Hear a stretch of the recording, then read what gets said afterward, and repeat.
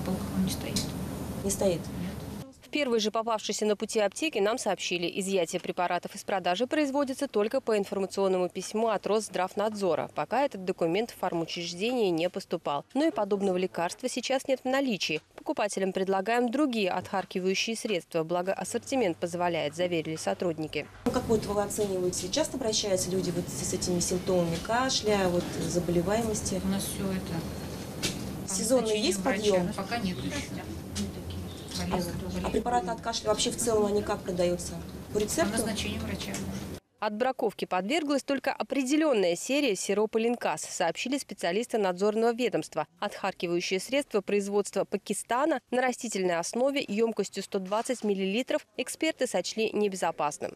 Это касается только конкретной серии 27-15-039, которая выпущена еще в ноябре 2015 года.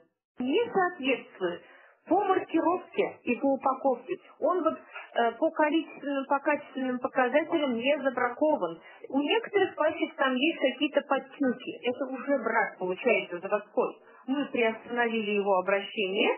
И этот препарат на прилавках этой серии, он не появится.